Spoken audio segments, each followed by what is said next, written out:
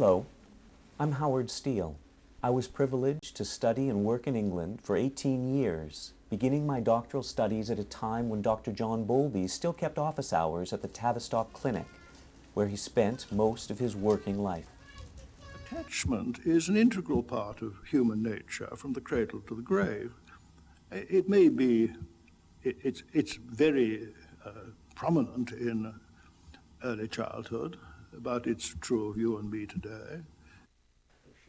Dr. John Bowlby was a psychiatrist whose life spanned most of the 20th century. He devoted his life to understanding and promoting mental health, seeing the origins of such health as being the ability to rely on another person when we are distressed. It's kind of hard for me because I didn't know at first how to treat my children. And to share joys with them as well. She's going to become somebody,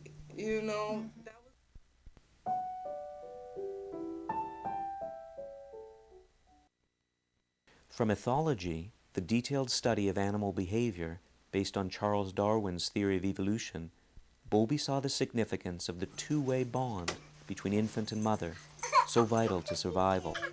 From psychoanalysis, he understood the profound and long-term emotional impact of early relationships. Like Erik Erikson, fellow psychoanalyst, Bowlby was more concerned with the impact of real-life experiences throughout the entire life course than either Freud or Klein had been.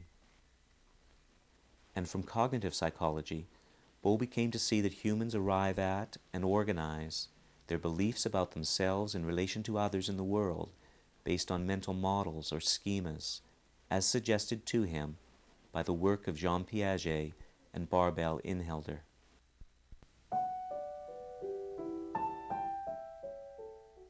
I finished my college, my sixth form college. In the best of circumstances, one has a model of the attachment figures as available, loving, and understanding, as Harry continues to show us now at age 20. Biomedical science there, I'm really enjoying it. Bowlby thought that internal working models, once formed in early childhood through many thousands of interactions, tend to persist and influence social relations and mental health later in life.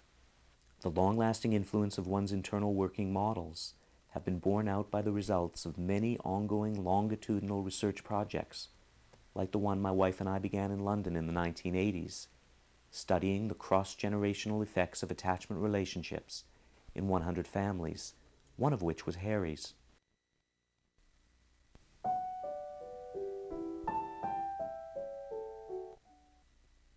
The therapeutic task described by Bowlby is one being pursued at many counseling, social work, and psychological services. 15 is still a very little child.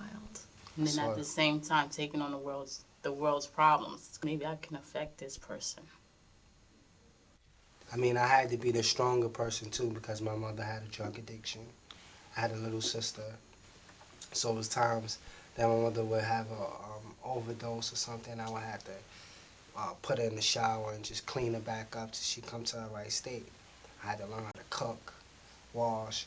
So me going through that at the age of 10, take care of my little 5-year-old sister, so I learned on myself, but hey, this supposed to be my secure woman, my secure everything.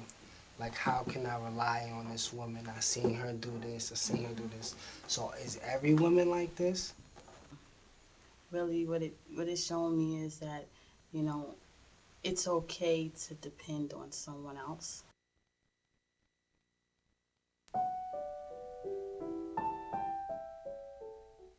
Falling in love is the creation of a new attachment, and maintaining it is loving someone.